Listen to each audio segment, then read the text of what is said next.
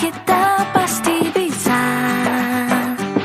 Ku tahu ini takkan mudah, tapi ku yakin kan tercipta. Bangun manusia merdeka, berbudaya Pancasila.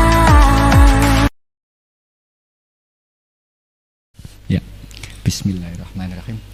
Assalamualaikum warahmatullahi wabarakatuh.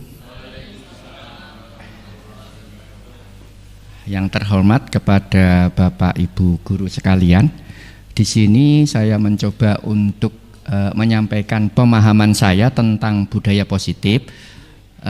Mohon maaf sebelumnya, mungkin saya belum begitu menguasai lebih dalam. Nanti mungkin dengan diskusi dan lain sebagainya, atau mungkin masukan dari Bapak Ibu guru, nanti dapat pemahaman yang lebih baik atau mungkin lebih sempurna.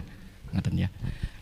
Nah, di sini saya adalah calon guru penggerak, jadi masih calon, masih mengenyam pendidikan. Paling tidak nanti insya Allah bulan Oktober atau November bisa lulus, ya. Mohon doanya. Nah, CBP Angkatan 10 dari Kabupaten Jepara. Sebelumnya untuk menyampaikan disiplin positif ini saya menyampaikan dulu mengenai konsep pendidikan dari Ki Hajar Dewantara, karena beliau adalah bapak pendidikan kita, dan ini beliau mempunyai filosofi Tutwuri Handayani yang berarti di depan memberi contoh, di tengah memberikan semangat, kemudian di belakang berarti memberikan dorongan. Murid didorong untuk belajar secara aktif dan kreatif dengan guru berperan sebagai fasilitator. Berarti di sini kan kita memiliki paradigma baru bahwa sekarang itu mestinya kita hanya sebagai fasilitator saja. Bukan hanya sekedar transfer ilmu. Di sini juga Ki Hajar Dewantara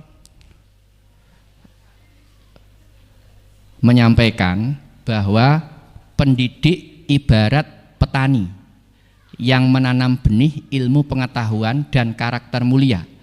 Jadi yang ditanamkan bukan hanya sekedar ilmu, tetapi juga karakternya di ladang hati para muridnya. Dengan penuh kesabaran, ketelatenan, dan dedikasi, pendidik merawat dan membimbing muridnya agar mereka dapat tumbuh dan berkembang menjadi generasi penerus bangsa yang cerdas, berkarakter mulia, dan siap berkontribusi untuk kemajuan bangsa dan negara. Nah, ini adalah menurut Ki Hajar Dewantara. Nah, ini patut untuk kita ikuti, ya. Kemudian, nah kebetulan di sini ada foto saya. Nah, ini pendidik sebagai petani yang menanam benih kebajikan. Jadi bukan hanya menanam ilmu pengetahuan, tetapi juga menanam benih kebajikan. Sama seperti seorang petani menanam benih dan merawat tanamannya, berarti kan juga merawat anak didiknya, supaya nanti bisa menumbuhkan budaya positif di lingkungan belajar. Nah, ini pengertian dari budaya positif. Budaya positif adalah sebuah sistem nilai, keyakinan, dan kebiasaan yang dipraktekkan secara konsisten oleh individu dan kelompok dalam suatu komunitas. Dalam hal ini komunitasnya itu adalah sekolah. Budaya ini menekankan pada pengembangan karakter positif, hubungan saling menghormati, dan tanggung jawab pribadi. Kalau ini nanti kita bisa menanamkan pada diri anak didik, kita tidak perlu memerintah atau mungkin menyuruh anak didiknya untuk menjalankan tugas. Ini nanti dengan sendirinya anak didik akan mencoba menjalankannya dengan sebaik-baiknya. Harapannya seperti itu. Nah, untuk bisa menerapkan budaya positif, kita harus menguasai ada 6 konsep inti. Yang pertama adalah disiplin positif, kedua adalah motivasi perilaku manusia, yang ketiga adalah keyakinan kelas atau sekolah, kemudian kebutuhan dasar manusia, posisi kontrol guru, dan segitiga restitusi. Tentunya ini semuanya saling berkaitan, saling mendukung. Nanti kalau ini bisa kita pahami benar-benar, insya Allah nanti bisa kita terapkan budaya positif.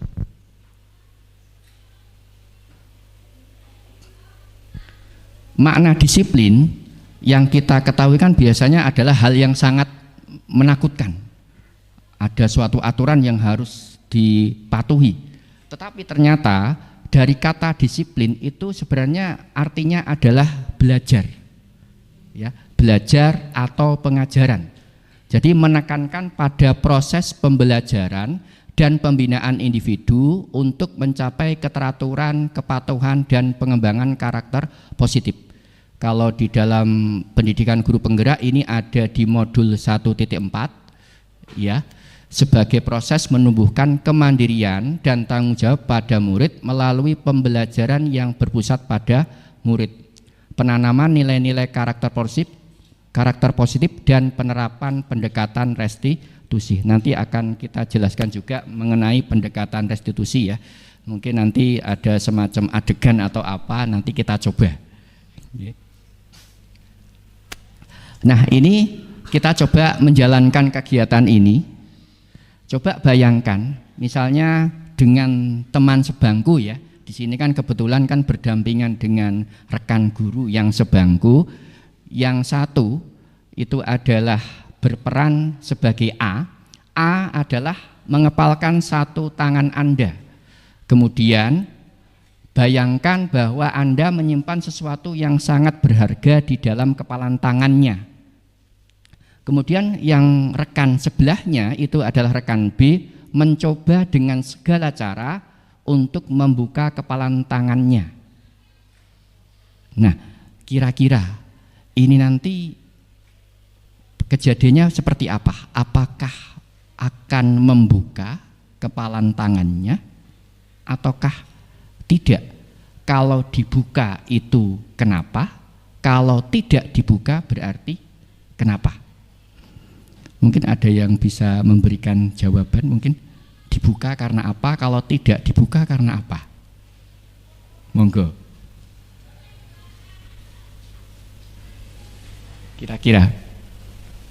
Kira-kira bersedia membuka atau tidak bagusnya? Monggo Pak Arman, mungkin ada. Bu Nida mungkin ya membuka ataukah tidak kira-kira? Tidak.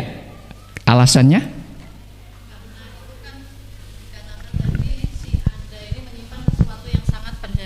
Sangat penting, jadi diusahakan saya ulangi, kalau saya menjadi si A, karena tadi si A ini berperan sebagai seorang yang harus menyimpan sesuatu benda yang sangat berharga, jadi dia bagaimana dengan kekuatannya untuk tidak membuka kepalan tangan tersebut walaupun ditawari dengan sesuatu hal atau dibujuk dengan sesuatu hal oleh rekannya, seperti itu. Oke, baik. Jawaban yang sangat bagus ya. Kemudian ada nggak kemungkinan ternyata kok membuka? Ada mungkin. Kira-kira kenapa kok membuka? Monggo Pak Toto.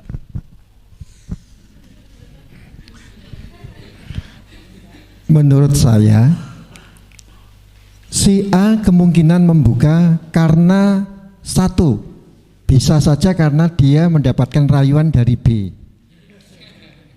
Tuh. Yang paling penting, si A tahu, si A mau membuka karena apa tujuan B untuk menyuruh membuka. Jadi tujuan utama apa? Jadi si A harus tahu tujuannya apa. Konsekuensinya apa? Jadi harus tahu itu dulu, Pak. Terima kasih. Terima kasih atas jawabannya ya. Jawaban yang sangat bagus dan dua-duanya itu adalah betul. Tidak ada yang salah. Ya. Coba kita lihat. Apakah Anda atau B membuka kepalan tangan? Nah, tadi kan pertanyaannya. Alasannya juga tadi sudah disebutkan sama Pak Totok maupun Bu Dewi. Nah, ini kemungkinan jawaban. Ya. Pertanyaan pertama dan kedua bervariasi. Ada yang bersedia dan ada yang tetap tidak membuka atau tetap menutup kepalan tangannya. Nah, di sini memiliki makna berarti siapakah yang sesungguhnya memegang kontrol? Apakah si A, apakah si B yang memegang kontrol? Si A, ya. Berarti yang memegang kontrol itu adalah si A.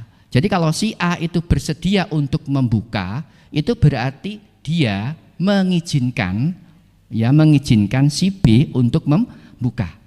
Jadi tetap yang memegang kontrol itu adalah si A. Ya. Jadi kalau si A mau membuka ya akhirnya membuka. Kalau tidak mau ya akhirnya tidak mau. Berarti tetap yang memegang kontrol itu adalah si A. Berarti sama artinya kalau kita memiliki murid juga sama. Sebenarnya yang memegang kontrol itu adalah muridnya. Ya. Cuman bagaimana kita berupaya menanamkan kebajikan-kebajikan yang baik sehingga dengan sendirinya si anak akan mentaati gurunya. Gitu. Oke. Nah, ini adalah kaitannya dengan teori kontrol tadi ya. Jadi guru mengontrol murid itu sebenarnya hanyalah ilusi. Karena sebenarnya yang memegang kontrol itu adalah murid, bukan guru. Kemudian ilusi bahwa semua penguatan positif efektif itu bermanfaat. Kemudian ilusi bahwa kritik atau membuat orang bersalah, merasa bersalah, itu juga nanti apakah akan tergerak ataukah tidak. Kemudian ilusi bahwa orang dewasa memiliki hak untuk memaksa. Sebenarnya kan yang memegang kontrol adalah dirinya sendiri atau muridnya sendiri. Cuman bagaimana kita coba memberikan masukan kepada si murid nanti supaya terbuka wawasannya bahwa pentingnya suatu kebajikan-kebajikan yang luhur. Kalau nanti tahu tentang kebajikan yang luhur, insya Allah murid akan disiplin dengan sendirinya. Nah, oke, monggo Pak. Biar 1 jam lebih Pak. Oke, saya tertarik dengan kata-kata kontrol, ya, pemegang kontrol, bukan ini negatif ya. Ketika saya nonton wayang kulit, pada waktu itu tokoh wayang itu satu ada Durna, Patih Sengkuni, ada Pandawa, ada Kurawa. Nah ini pada saat ini saya ingat betul protesnya Patih Sengkuni kepada Durna. Protesnya apa? Loh, Durna, Kang Durna, bukankah Pandawa karo Kurawa iki ya murid awakmu? Kenapa kok Pandawa lebih berhasil dibanding Kurawa? Ini pertanyaan, suatu pertanyaan tapi suatu nada iri. Apakah si Durna ini, guru Durna ini bang sinde, bang ciladan terhadap anak-anak saya? Nah ini. Tapi dengan asiknya Durna mengatakan, ibarat saya petani, disitulah saya menanam tanaman dengan bibit yang sama, tapi ternyata hasilnya berbeda. Pada waktu itu juga Pendeta Durna mengatakan juga dalam proses sama, dialiri air semua, dipupuk semua, tetapi hasilnya berbeda karena apa? Ternyata anak-anak Pandawa itu tahu tujuannya. Tujuan belajar itu apa? Kanggo apa? Kalau Kurawa ora, datang dolan, duduk diam, kadang glongah-glongoh begitu. Tujuan dia nggak tahu. Artinya Saya tertarik dengan tadi, ternyata Pandawa pada saat disampaikan oleh Pendeta Durna, dia mengatakan dia sudah tahu tujuannya, artinya disitulah fungsi kontrolnya. Maaf, ini saya larikan ke pengalaman saya nonton wayang, ya. Jadi memang begitu. Saya sedikit banyak suka dengan wayang. Terima kasih, Pak. Tepuk tangan untuk Pak Toto ya. Nah, jadi memiliki makna yang mendalam ya. Ternyata dari pewayangan pun bisa kita ambil nilai-nilai yang patut kita hargai dan patut kita pegang, gitu ya. Jadi ada kesamaan Pak nggih, masalah menanam tadi ternyata. Nah, ini jadi tujuan dari disiplin positif itu menanamkan motivasi internal. Jadi motivasinya itu adalah internal dari muridnya sendiri. Ya, bukan dari eksternal, mungkin karena takut dengan gurunya atau mungkin karena ada penghargaan kalau mengikuti ketaatan pada gurunya dan lain sebagainya. Jadi yang diharapkan itu adalah motivasi dari internalnya, jadi dari diri murid itu sendiri. Nah ini, jadi kita mengacu pada nilai-nilai kebajikan universal yang harus kita yakini. Yang kita miliki itu adalah pelajar Pancasila. Yang pertama adalah beriman, bertakwa kepada Tuhan Yang Maha Esa, kebinekaan global, bergotong royong, kreatif, bernalar kritis, dan mandiri. Dan ini kan kita mengupayakan dengan kurikulum terbaru ini kan menanamkan hal ini. Kan sudah ada kegiatan P5 juga yang sebenarnya kan intinya adalah menanamkan ini. Selanjutnya tentang motivasi tadi, ini ada teorinya ya. Mari kita tanyakan ke diri kita sendiri bagaimana kita berperilaku. Apakah kita melakukan sesuatu karena ada dorongan dari lingkungan ataukah ada yang lain? Ya. Jadi di sini kan memperlihatkan bahwa memang kalau dorongan itu bukan hanya dari luar tapi dari dalam juga ada. Tapi yang lebih baik itu adalah dorongan dari dalam. Intinya itu. Nah ini saya pisahkan ada dua. Jadi motivasi perilaku manusia ada yang eksternal, ada yang internal. Kalau eksternal itu ingin mendapatkan penghargaan atau imbalan atau menghindari ketidaknyamanan karena adanya hukuman. Kemudian yang internal itu menjadi diri mereka yang diinginkan dengan menghargai diri sendiri sesuai dengan nilai-nilai yang mereka percaya.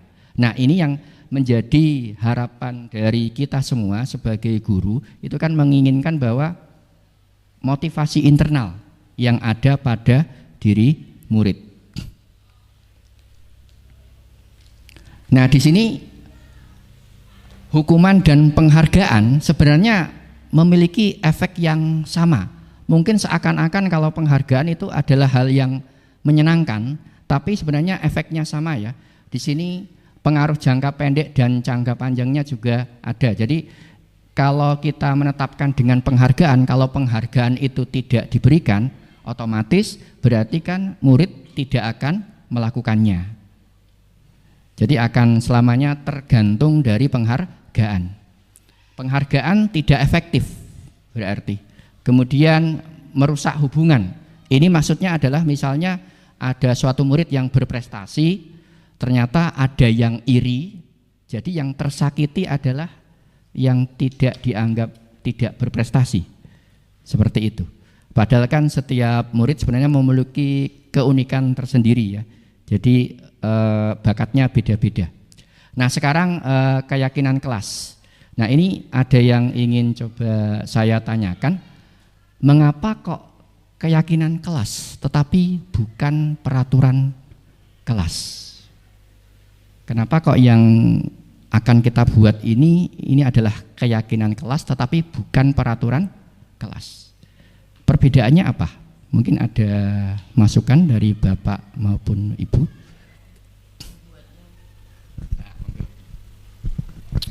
Kalau keyakinan kelas itu menurut saya yang menentukan sebenarnya hampir sama ya Pak menurut saya. Keyakinan kelas itu dibuat atas kesepakatan bersama. Jadi dari semua penghuni kelas. Kalau peraturan kelas, nah mungkin dari wali kelasnya yang menentukan harus seperti ini, tidak boleh seperti ini, seperti itu. Kalau keyakinan kelas sudah terjadi kesepakatan antar semua penghuni kelas gitu. Terima kasih. Ya, masukan yang sangat baik ya dari Bu Anis. Ternyata memang itu jawaban yang benar. Tapi selain itu juga ada masalah kaitannya dengan kontrol itu tadi. Kalau peraturan itu kan berarti seakan-akan guru yang mengontrol, tapi kan sebenarnya itu kan murid terpaksa melakukannya. Tetapi kalau keyakinan karena tadi adalah kesepakatan bersama, berarti kan mereka berkomitmen tentang kesepakatan yang sudah dibuat. Berarti kan memang mengikuti apa yang sudah ditetapkan bersama. Nah, itu kelebihan keyakinan kelas daripada peraturan kelas. Nah, ini tadi sudah disampaikan sama Bu Anis, ternyata memang betul ya. Peraturan kelas itu adalah dibuat sepihak. Sedangkan kalau yang keyakinan ini adalah persetujuan yang dibuat bersama antara guru dan murid. Selanjutnya akan ditaati bersama. Nah, itu kelebihan dari keyakinan kelas. Nah, di sini kan memposisikan diri bahwa murid itu bukan sekedar objek ya, tetapi terlibat langsung ya di dalam membuat keyakinan kelas, sehingga secara otomatis murid memiliki tanggung jawab karena kan itu adalah dia sendiri yang membuatnya. Ya. Jadi nanti akan tertanam kebajikan pada diri si murid. Nah, ini banyak sekali ya sifat-sifat yang baik. Keyakinan kelas berupa pernyataan-pernyataan universal. Berarti misalnya saling menghormati, saling menghargai, menjaga keamanan, kemudian menjalin kerjasama antar teman dan lain sebagainya. Itu keyakinan kelas. Nah, di sini ada langkah-langkah pembentukan keyakinan kelas. Mungkin beberapa dari Bapak maupun Ibu pernah menerapkannya ya dengan siswanya, cara membentuk keyakinan kelas. Di sini ada langkah-langkahnya. Langkah yang pertama adalah memberikan kesempatan kepada semua murid untuk berpendapat tentang peraturan yang perlu disepakati di kelas. Ini bisa menggunakan misalnya kertas post-it seperti itu, nanti disebarkan kepada semua anak untuk memberikan masukan. Kemudian mencatat semua masukan siswa di papan tulis atau di kertas besar, atau dengan post-it tadi kan bisa ditempel ya di kertas besar yang ada di depan kelas. Kemudian ubah kalimat negatif menjadi kalimat positif. Jangan berlari di kelas menjadi berjalanlah di kelas. Jadi jangan lari-lari, tapi kalau di kelas berjalan saja. Jadi diambil kalimat-kalimat yang positif yang dirasa kalau di hati itu rasanya nyaman, enak untuk dibaca. Nah, di sini. Kemudian langkah berikutnya adalah meninjau kembali daftar pendapat yang telah dicatat. Jadi di sini meninjau, kemudian dibahas bersama dengan teman-temannya. Apabila ada usulan yang sama bisa dikelompokkan menjadi satu. Kemudian kita ringkas menjadi 1 poin keyakinan kelas. Ternyata kan intinya ternyata sama. Jadi dari beberapa murid atau semua murid nanti dikelompokkan. Nanti akan terbentuk menjadi berapa poin keyakinan kelas. Gitu. Nah, ini setelah dibuat, kalau misalnya sudah jadi ya, menyetujuinya dengan menandatanganinya. Jadi semua siswa wajib untuk tanda tangan. Karena itu sudah disepakati bersama. Tujuannya dengan tanda tangan tersebut anak merasa memiliki keyakinan kelas tersebut. Kemudian akan berkomitmen, jadi bertanggung jawab dengan keyakinan kelas yang sudah dibuat. Kemudian ditempel di dinding kelas. Ya, kemudian tinggal diterapkan. Gitu. Nah, ini contohnya ya. Di sini ada contoh keyakinan kelas, misalnya.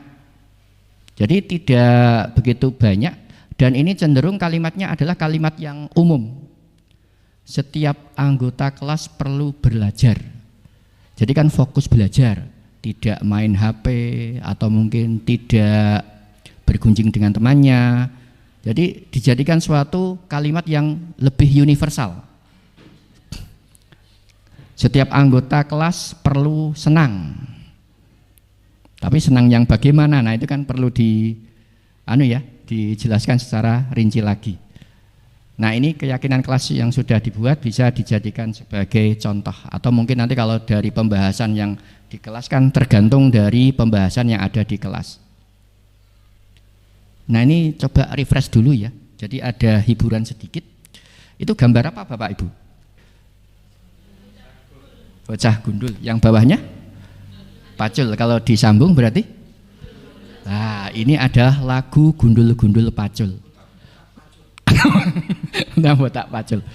Jadi ini saya mencoba merubah ya, dari lagu Gundul-Gundul Pacul, tapi diubah liriknya. Kalau nada dari Gundul-Gundul Pacul kan gundul-gundul pacul-cul gemlelengan, nyunggi-nyunggi wakul-kul gemlelengan, wakul glimpang segane dadi saratan, wakul glimpang segane dadi saratan.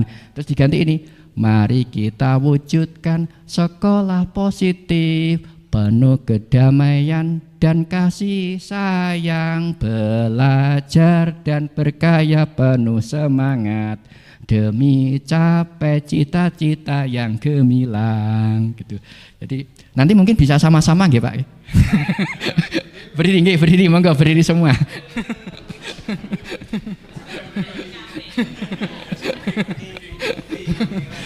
Jadi pertama menyanyikan sesuai dengan syair aslinya, lirik aslinya ya, baru diganti ini. Ngaten, monggo bisa dinyanyikan sama-sama ya. 1, 2, 3. Gundul-gundul pacul-cul gemlelengan, nyunggi-nyunggi wakul-kul gemlelengan, wakul glimpang segane dadi saratan, wakul glimpang segane dadi saratan. Mari kita wujudkan sekolah positif, penuh kedamaian dan kasih sayang, belajar dan berkaya penuh semangat demi capai cita-cita yang gemilang. Budaya positif itu budaya kita, harus penuh semangat dan ceria, bersama kita jaga dan pelihara demi masa depan Indonesia jaya.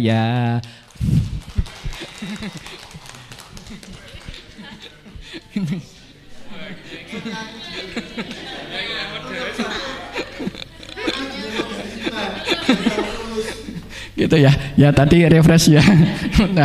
Nah, ya saya coba mengepaskan gitu dengan suku katanya, kemudian coba untuk kan harus sama ya itu suku kata dengan yang ada di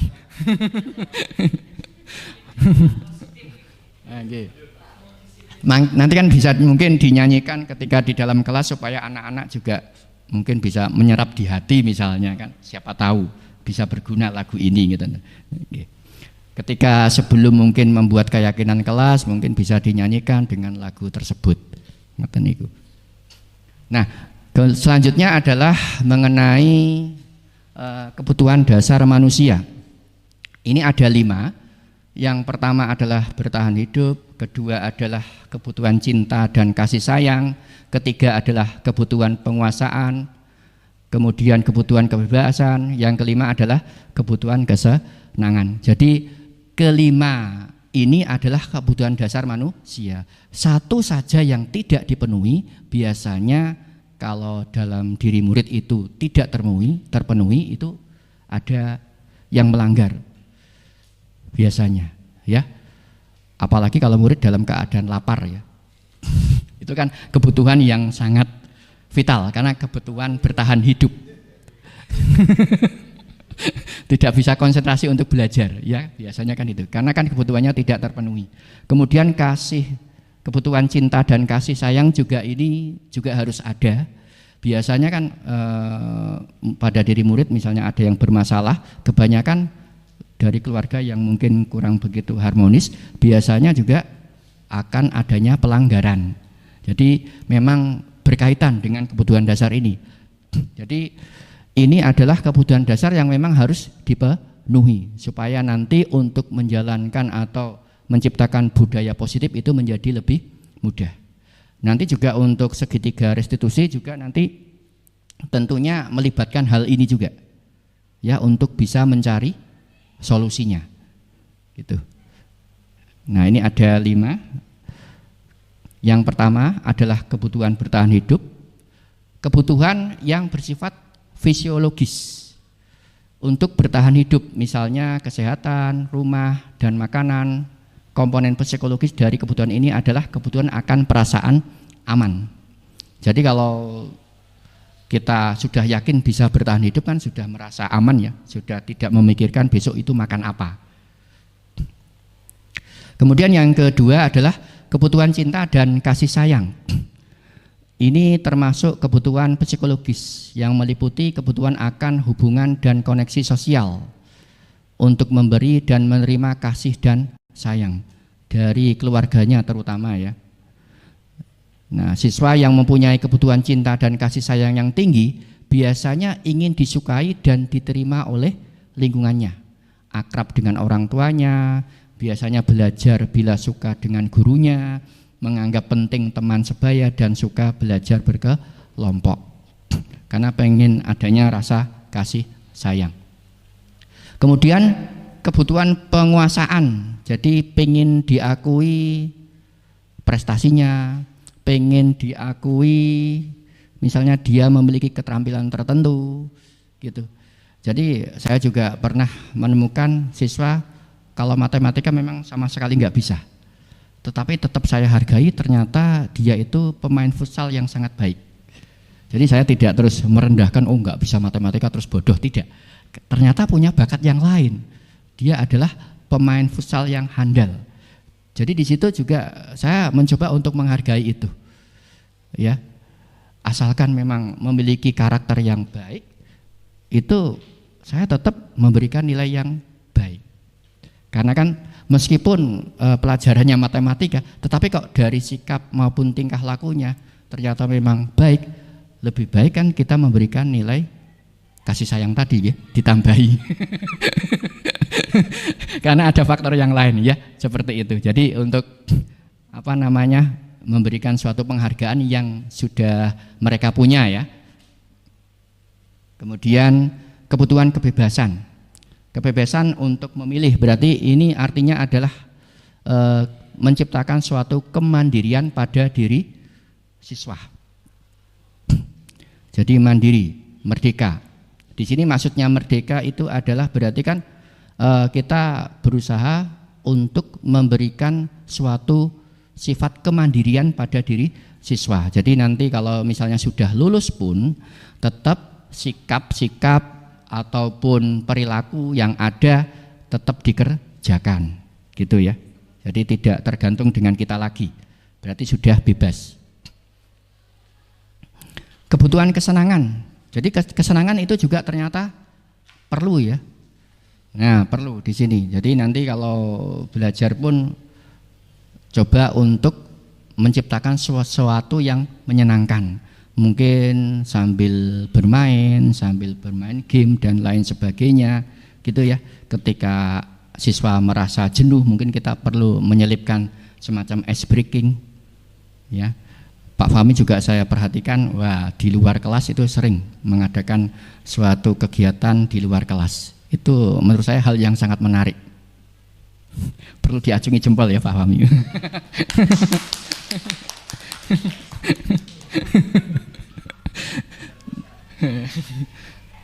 Nah, ini Kemudian yang berikutnya adalah masalah posisi kontrol guru. Jadi posisi kontrol guru di sini ada 5: penghukum, pembuat merasa bersalah, teman, pemantau, dan manajer. Ini menurut Bapak Ibu yang paling baik yang mana? Manajer ya, posisi terbaik karena menumbuhkan rasa tanggung jawab terhadap murid. Kalau pemantau kelemahannya apa? Mencari-cari kesalahan. Dan kalau kita mencari kesalahan, kalau semua siswa banyak sekali, itu kan juga lelah ya. Kita harus meneliti siapa yang salah, siapa yang tidak, siapa yang melanggar, kemudian kita catat, karena dipantau kan, dicatat, kemudian dituliskan konsekuensi yang harus diterima oleh murid itu ini, itu cukup lelah. Jadi kalau kita menggunakan posisi manajer, insya Allah tidak begitu lelah, karena kan kita berupaya menanamkan rasa tanggung jawab kepada si murid. Gitu. Jadi supaya nanti manajer ini bisa menemukan solusi atas masalah yang dihadapi. Jadi masalah ini kita dorong supaya murid sendiri yang bisa mencari solusinya. Kita hanya menggiring atau mengarahkan ya supaya nanti bisa mencari sendiri solusinya. Gitu. Kalau posisi teman, kira-kira kelemahannya apa? Kok bukan yang terbaik? Kalau kita memposisikan diri sebagai teman dengan muridnya, ya respeknya kurang ya kan? Dianggap teman masalahnya. Kemudian kalau posisi pembuat merasa bersalah, jadi dia merasa dirinya itu salah karena disalah-salahkan terus sama gurunya. Jadi minder, ya, takut untuk berkembang, ya kan? Karena merasa bersalah, karena merasa menjadi orang yang gagal, tidak bisa memberikan yang terbaik untuk gurunya. Itu kan? Itu juga enggak bagus. Kalau penghukum, negatifnya berarti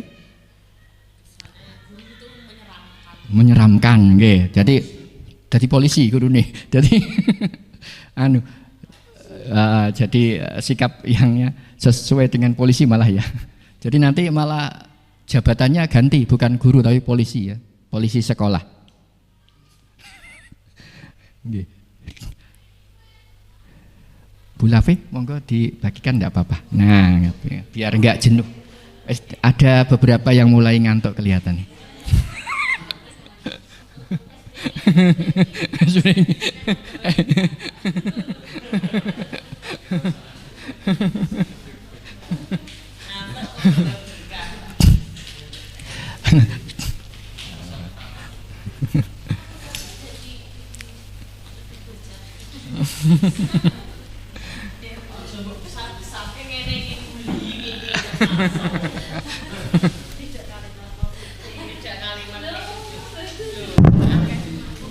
Oke, sambil menikmati apa yang ada, ya mohon maaf misalnya kok nggak begitu memenuhi hasrat.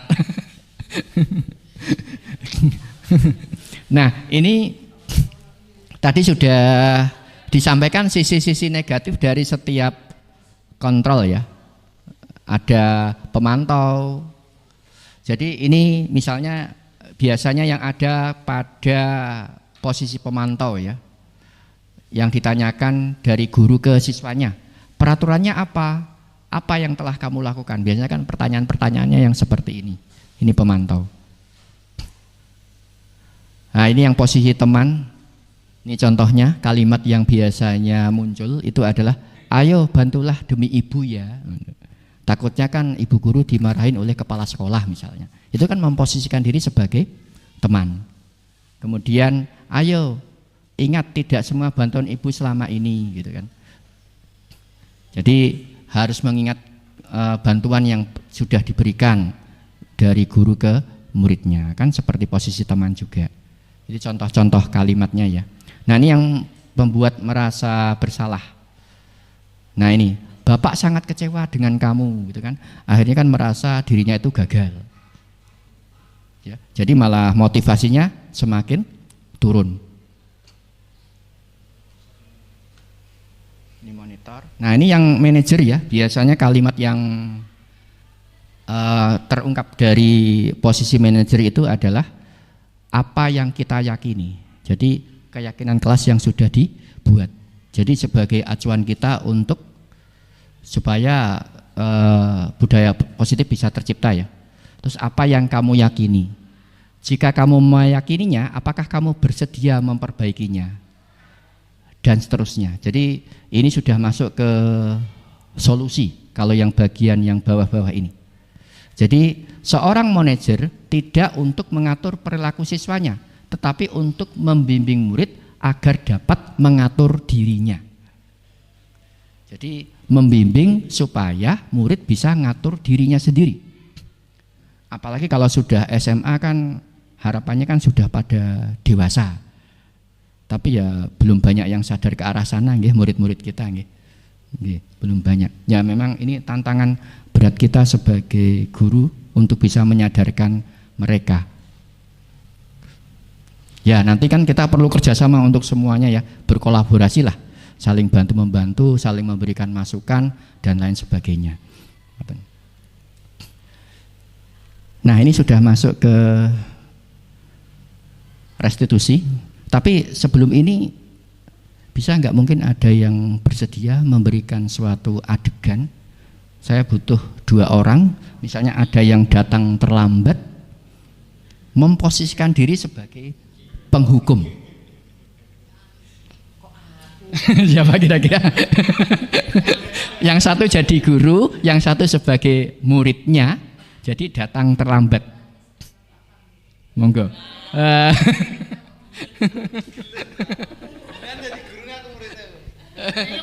Pripun?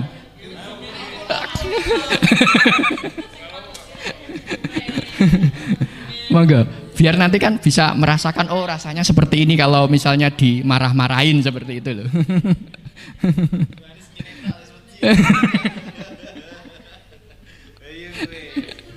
Pripun? Bu Anis nggih, katanya Bu Anis.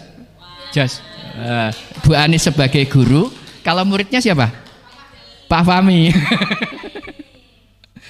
Tapi Pak Fahmi masalahnya sinten? Gantian pripun?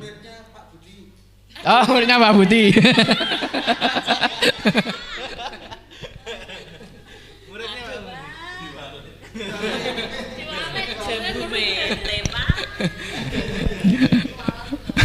Monggo, mungkin kan dengan dialog yang seperti apa kira-kira kalau misalnya penghukum kan? Nah, misalnya Bu Anis sebagai guru ya berarti ya. Yang murid siapa? Jadi Pak Budi? Oh jangan, malah ewoh malah Pak.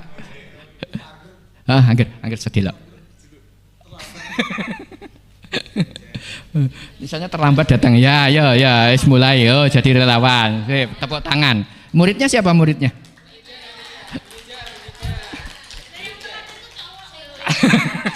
Oh, telat yang cewek juga banyak Pak. Ayo, monggo Bu Nida, sebentar saja. Nah, monggo. Kita lihat adegannya nggih. Harus dari hati ya Pak.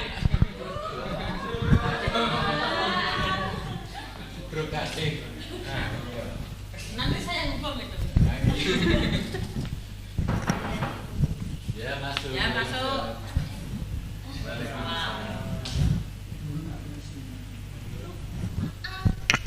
Saya terlambat kenapa? tadi banyak bocor, Bu.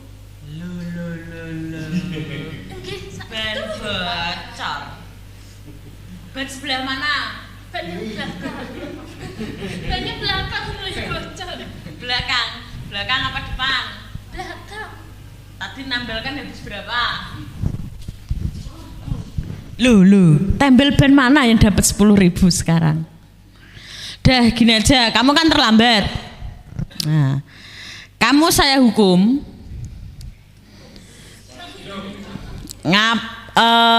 Dihukum kamu membersihkan kamar mandi saja.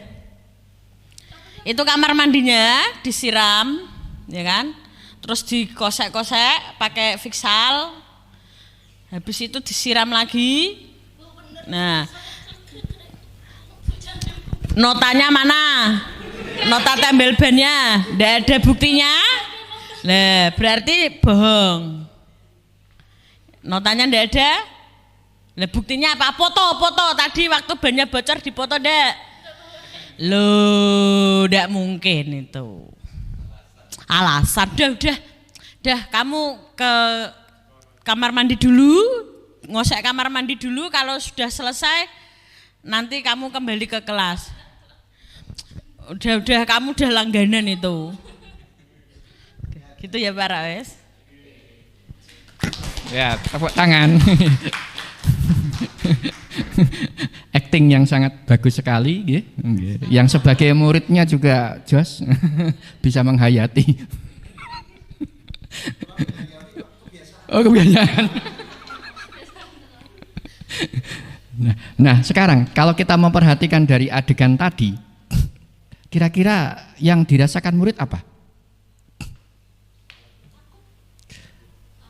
Takut ya, terpaksa, sebel juga. Terus apa lagi? Dendam. Nah itu kemungkinan dendam. Apalagi kalau, tapi kalau sama Bu Anis kepada nggak berani mungkin ya. Ya mungkin itu ada rasa dendam ya, rasa benci, mungkin malah nggak suka dengan guru tersebut. Akhirnya kan melakukan segala sesuatu juga itu karena memang dalam keadaan terpaksa, karena dihukum. Jadi kan memang kita mencoba untuk menghindari ini ya. Nah, dengan restitusi adalah sebuah cara menanamkan disiplin positif pada siswa.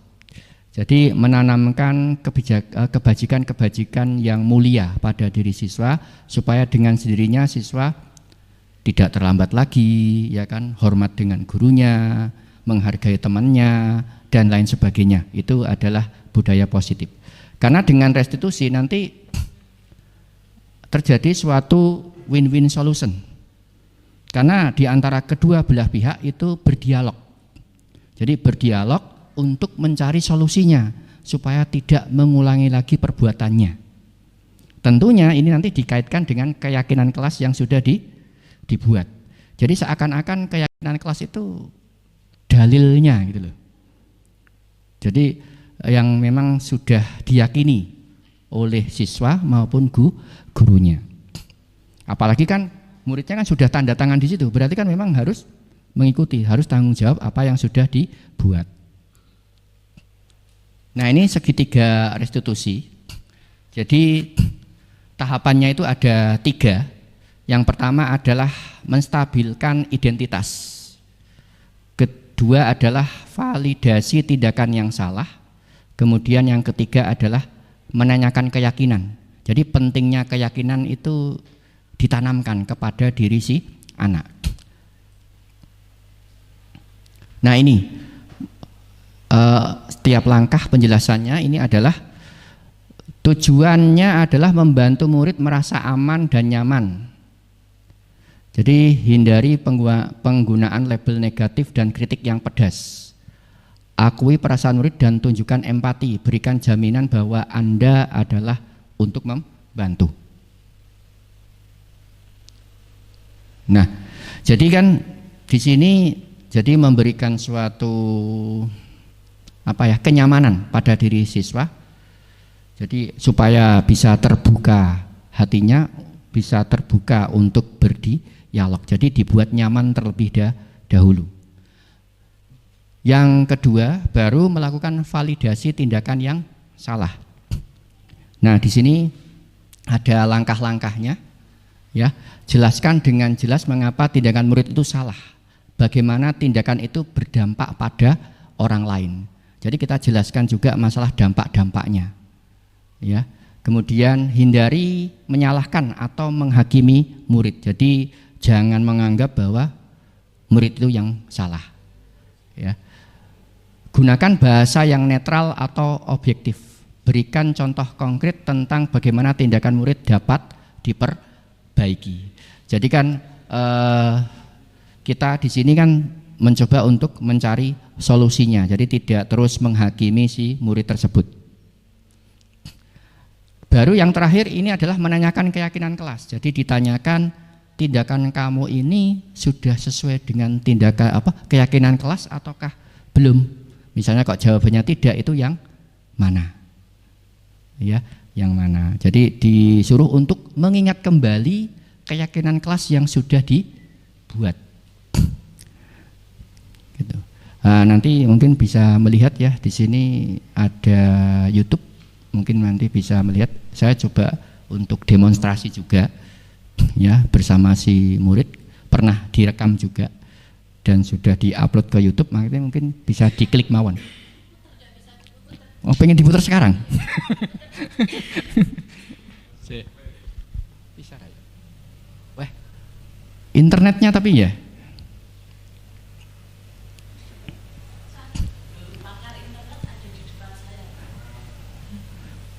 Ini internetnya nggak nyambung tapi ya. Loh.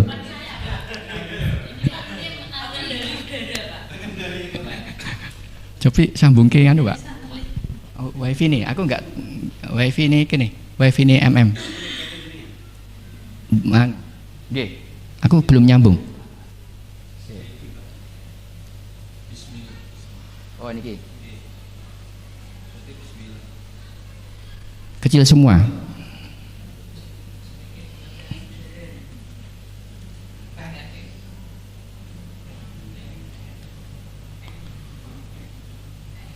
Bismillah.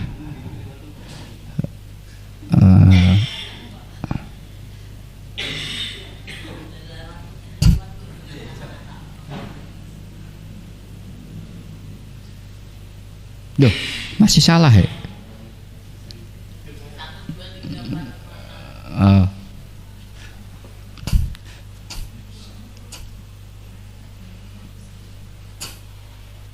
Tapi ini juga saya baru tahap belajar ya.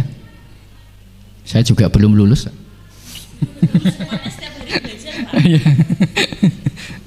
Mungkin nanti masih ada hal-hal yang salah ya, karena juga saya mencoba untuk mempraktekkan.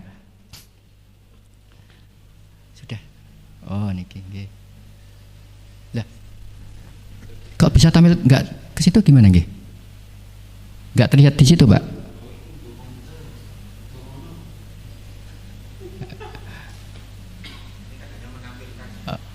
Oh, berarti ini harusnya supaya terlihat. Napa melihat niki mawon kecil? Nggak bisa tampil di situ nggih?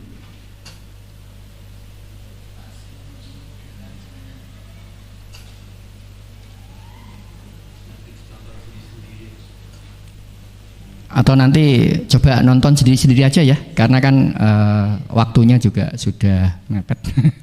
Nah, ini nanti ya bisa dicoba dilihat link tersebut, tetapi ini juga saya baru belajar, mungkin nanti kalau ada yang salah atau bagaimana bisa ngasih komentar di bawahnya, enggak apa-apa, di YouTube-nya ya, komentarnya semakin banyak semakin bagus, like-nya semakin banyak juga semakin bagus.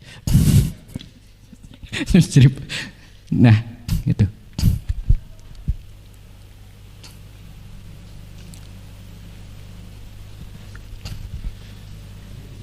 Oke, sampun niki nanti biar melihat sendiri mawon. Nah, oke. Nah, ternyata sudah selesai ya. Alhamdulillah. Mau menonton tapi ternyata nggak sempat, tetapi kan memang waktu yang tersedia juga sudah mencukupi. Terima kasih atas kehadirannya, mudah-mudahan ini bermanfaat. Apalagi tadi dari beberapa rekan guru telah memberikan masukan ya, memberikan makna ternyata tentang budaya positif memang sesuatu hal yang penting. Oke, terima kasih, semangat untuk memberikan atau mempraktekkan budaya positif ke anak-anak. Wassalamualaikum warahmatullahi wabarakatuh.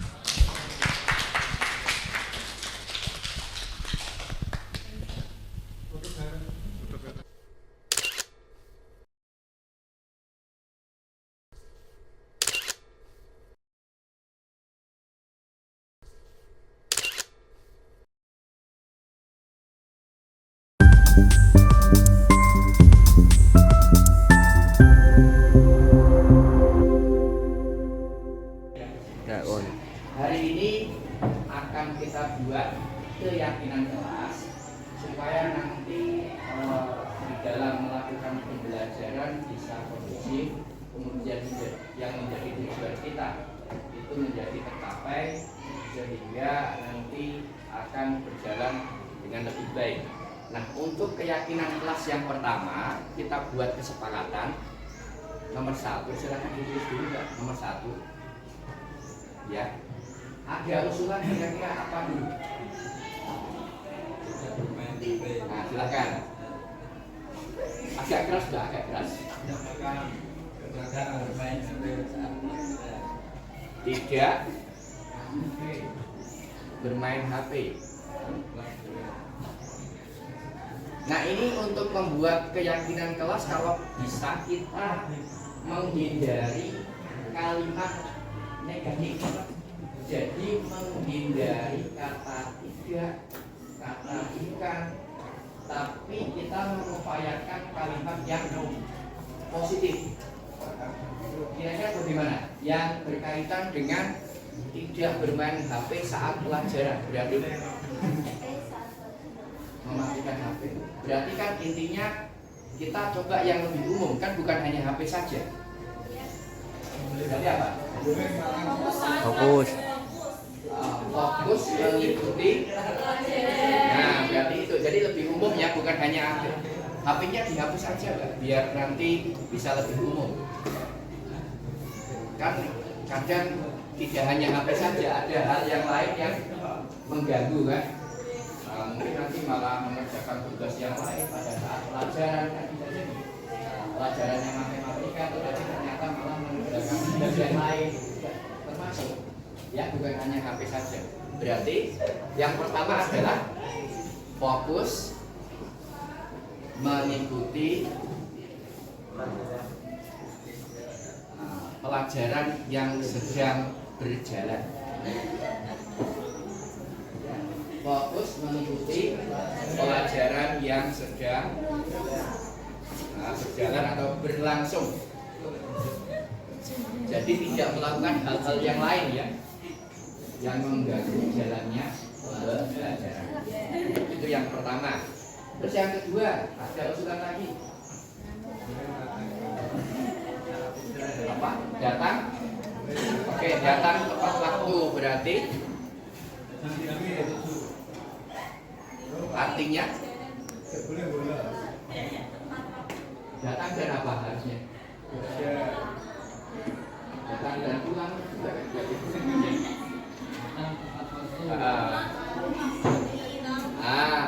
Berarti disiplin terhadap waktu. Itu ya. Entah itu ketika berangkat ataupun ketika pulang ataupun ketika pergantian pelajaran. Disiplin terhadap waktu. Yang ketiga, ya bisa. Berarti kan kalau bukannya tugas piket aja ya, ada yang lain ya sebenarnya ya. Di dalam berjalannya pembelajaran bukan hanya tugas piket, juga ada ketika menerima tugas dari guru ataupun wali kelas, berarti kan harus dilaksanakan. Berarti bukan hanya piket saja ya. Berarti apa?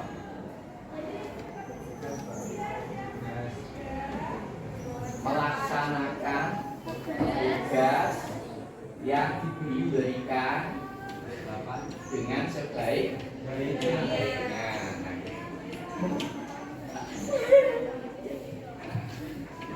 Jadi bisa lebih umum gitu loh, bukan hanya khusus ke hal yang tertentu.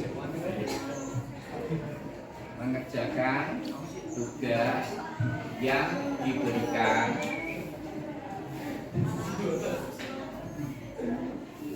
dengan sebaik-baiknya. Judulnya perlu diganti.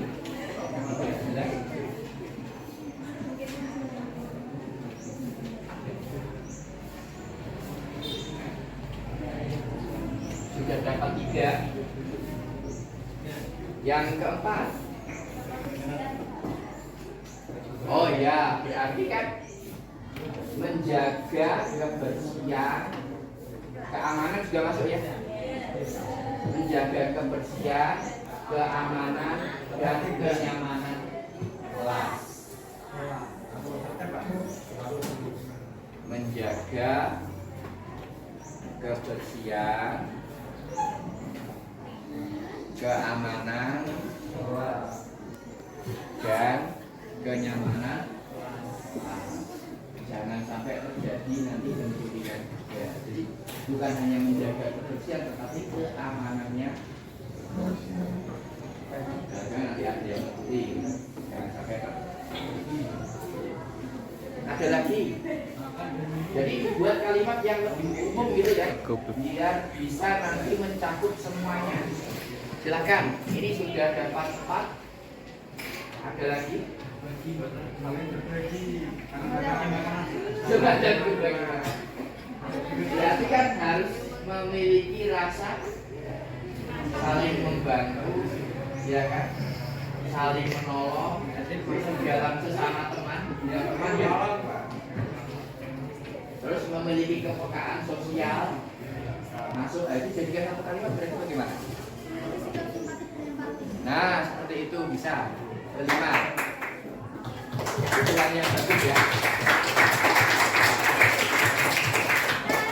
Memiliki sifat simpati dan empati antar teman ya. Antar teman. Nah.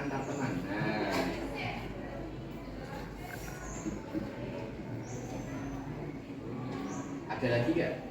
Kira-kira.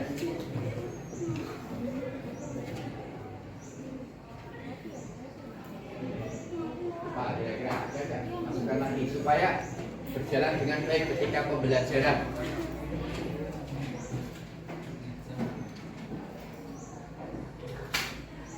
Bukan lagi kira-kira apa? Empati sudah, kebersihan sudah, mengerjakan tugas sudah.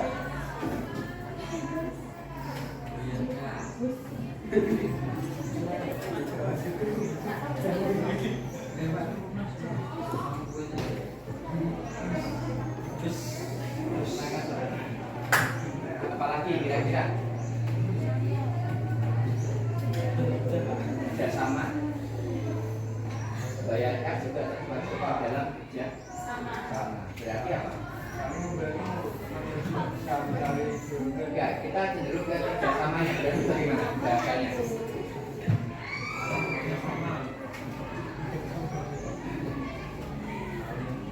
Apa kira-kira? Oh, nganu, gotong royong ya? Betul. Gimana? Menumbuhkan sikap gotong royong antar teman. Ya, menumbuhkan sikap gotong royong antar teman, termasuk membayar kas. Mungkin ketika P5 juga saling bekerja sama, seperti itu gotong royong ya. Ya, seperti kemarin menanam sayuran itu kan, itu kan butuh gotong royong kerja sama. Ketika P5 iuran bareng-bareng itu termasuk gotong royong. Iuran kas juga termasuk gotong royong. Jadi lebih umum. Ada lagi, masukkan lagi.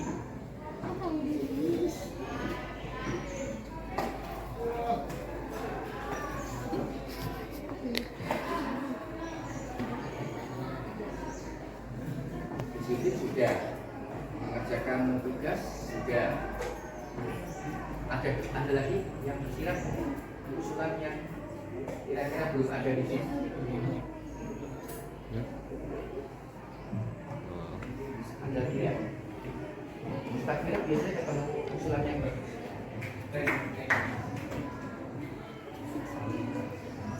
Baru dapat 6 ya. Kira-kira masih ada celah.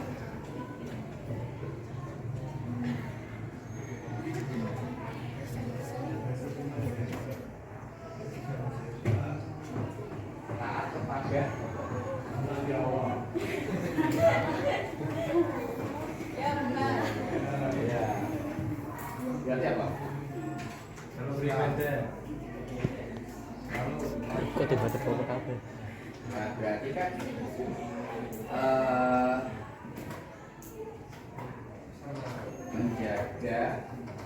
keimanan, Tuh, benar. ketakwaan, kemudian kesopanan, hormat, pada guru, kesopanan termasuk ya. Jika satu kalimat bagaimana ya? Kira-kira. Kesopanan termasuk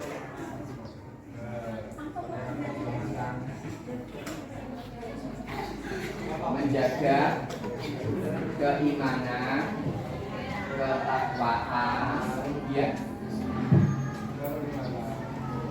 terus kesopanan terhadap guru. Nah, coba itu. Menjaga keimanan dan ketakwaan kepada Tuhan Yang Maha Esa serta menjaga kesopanan atau ketaatan terhadap ketakwaan kepada Tuhan Yang Maha Esa serta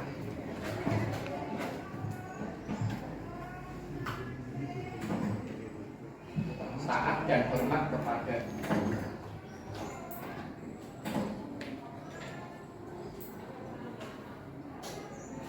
ada lagi atau sudah merasa cukup kira-kira masuk? Oh gitu, berarti kira-kira sudah masuk dulu. Berarti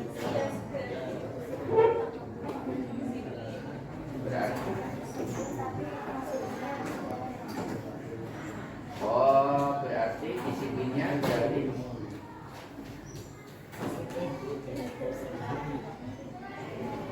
gimana ya? Sungguh-sungguh termasuk kesungguhan ya. Berarti membawa pelajaran, membawa apa termasuk kesungguhan ya. Berarti sungguh-sungguh di dalam kira-kira menuntut ilmu. Berarti kan gitu ya. Ada kesungguhan berarti di situ. Ya, nomor 8. Sungguh-sungguh di dalam menuntut ilmu. Ya itu macam-macam kesungguhan itu. Dinyatakan yang bisa misalnya membawa perlengkapan yang lengkap, gitu kan? Benar-benar memperhatikan, apalagi mau belajar di rumah juga belajar, bukan hanya di sekolah, gitu kan? Nah itu termasuk. Jadi sungguh-sungguh di dalam menuntut ilmu. Ya masuk kesungguhan. Ada lagi ya?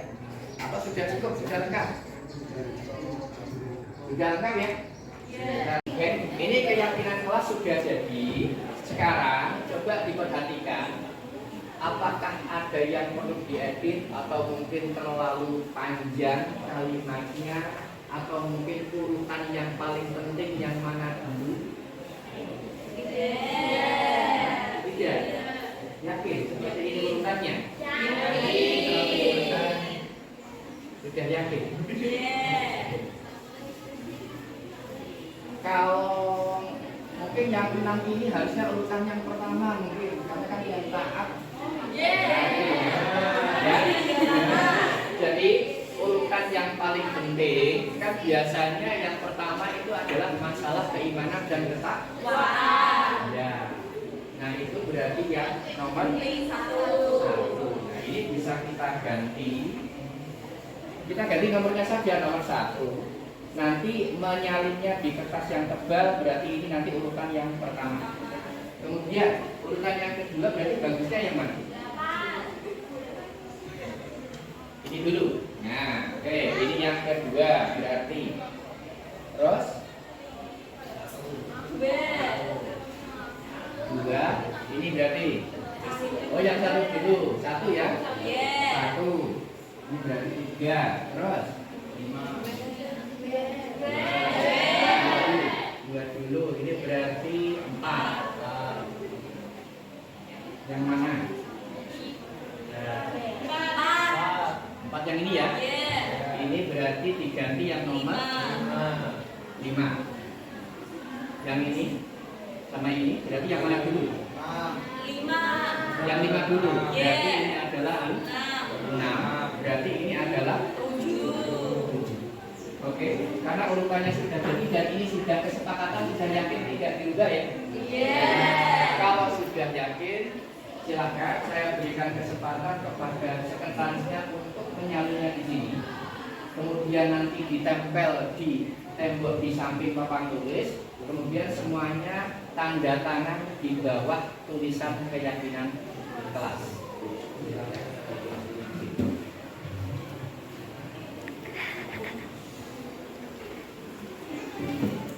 Ada speaker,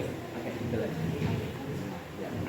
Menyalin dengan sesuai urutan yang sudah kita sepakati.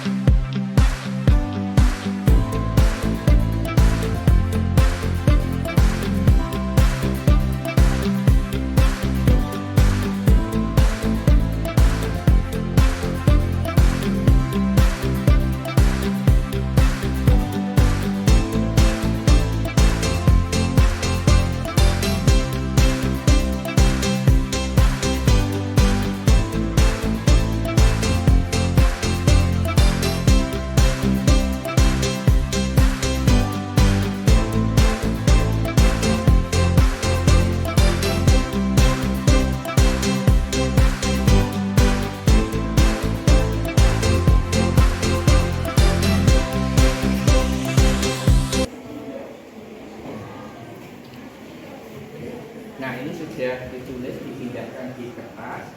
Saya minta tolong kita 2 orang untuk menempelkannya di tembok ya. Sama cowok ya. Ya.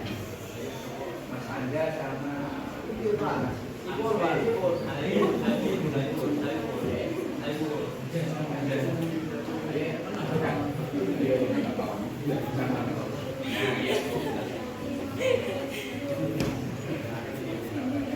Di sebelah sana. Nah.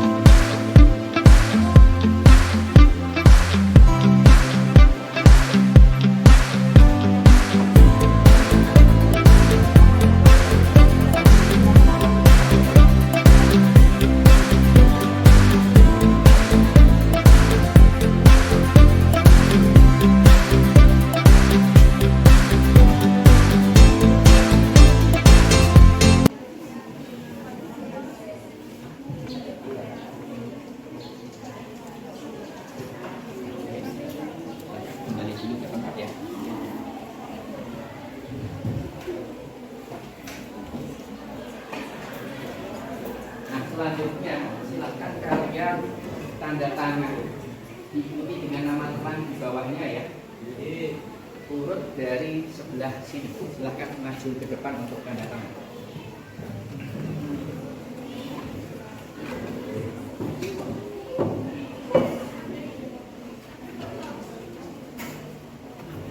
Langsung antri di belakang.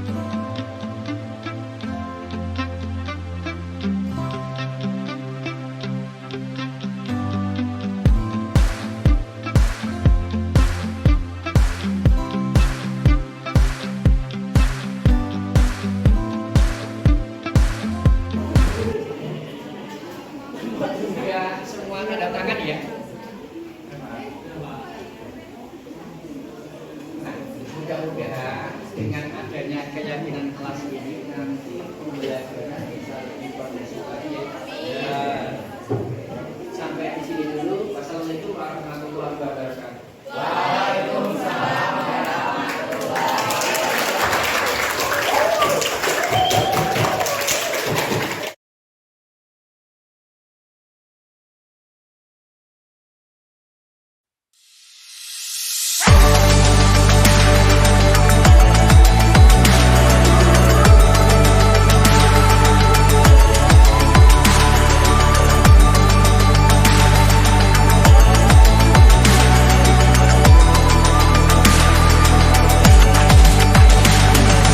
warahmatullahi wujudkan mimpi kita, bersama kita pasti bisa. Ku tahu ini takkan mudah, tapi ku yakin kan tercipta. Bangun manusia merdeka, berbudaya Pancasila.